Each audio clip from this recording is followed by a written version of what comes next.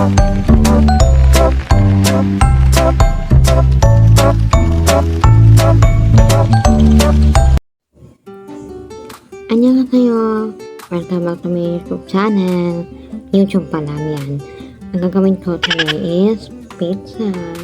Mukbang pala. Titikman na natin yung ating pizza.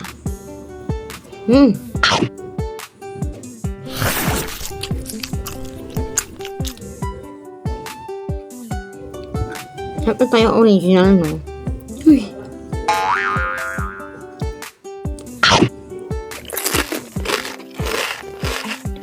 Alam, masarap yung flavor niya. Sabi.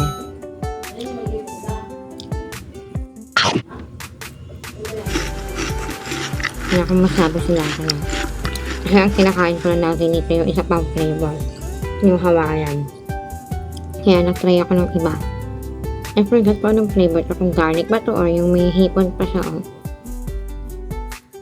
Angel's Pizza to. The best yung pizza nila. Promise.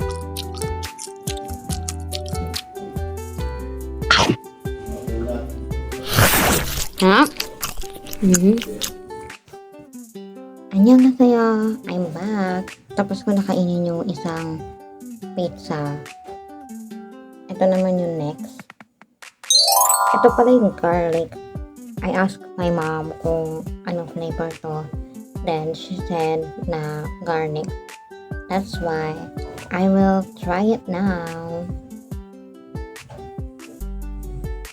Actually po, biglaan lang kami umorder kasi sabi ng papa ko, pizza. Sabi ko, pa, ang daming movie sa Netflix. Then, sabi niya sa akin, pizza daw? Ang layo ng Netflix sa pizza, di ba? That's why my mom ordered it agad-agad. Pero hindi ako nag-crave ng pizza, yung papa ko lang. Kaya isisingit ko lang din yung vlog na to.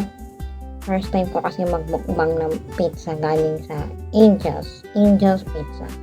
Tikman na natin, yo.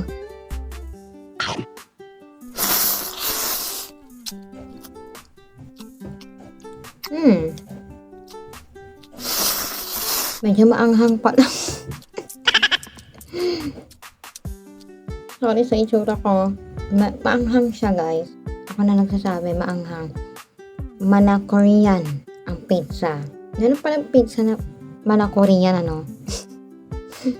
Pagpasensyahan nyo na rin yung aking headband kasi biglaan lang talaga ako ng vlog for today. Kahit may bagyo, tuloy ang vlog.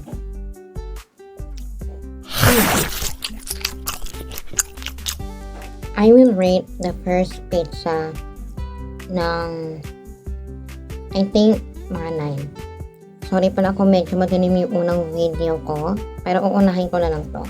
Kahit pangalawa ko itong tinikman tong pizza na to. What? But I will rate the first pizza 9. Dahil yung lasa niya is hindi siya masyadong hindi ko ma-explain basta parang hindi siya masyadong hindi ko maintindihan masyado yung lasa niya, ganon. Pero para sa akin, masarap naman kahit ganon yung lasa. Para bang unique, nakakaiba yung lasa ng unang pizza na natikman ko. Kasi ang pinaka-favorite kong pizza sa Angel's Pizza, yung Hawaiian at saka yung cheese. Yun lagi yung in-order namin. Kasi hindi pwede yung nanay ko ng cheese, kaya nag-iba siya ng flavor ngayon. Maganda rin naman siya, yung dalawang pizza. Hindi ko lang bet yung una. Siguro mga 8 to 9 lang yung rate. R-A-T-E, rate. Sorry. Ito naman, I will rate this 7. 7 lang, guys. Kasi, maanghang Hindi ko alam na maanghang. Hindi man lang ako sinabayan ng magulang ko na maanghang yan. Na-surprise ako, di ba?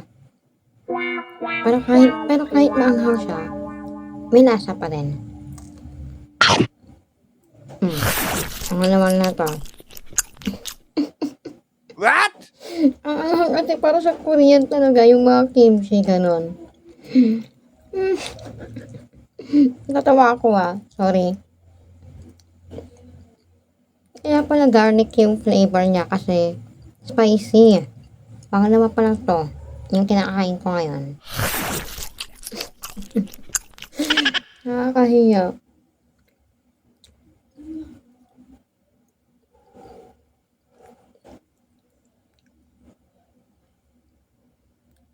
That's why I will rate this pizza at 7 to 8 lang. Kasi hindi ko alam na maanghang siya, pero okay naman yung lasa niya. Hindi naman siya mapangit, gano'n.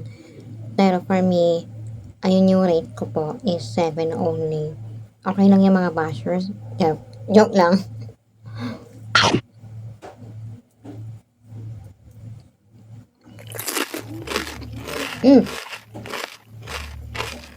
Sabi ko lang, kahit maanghang siya, okay naman. Hindi naman siya yung parang maanghang siya, pero pangit yung lasa, hindi ganun. So, kung bibili kayo ng pizza, na Angel's Pizza,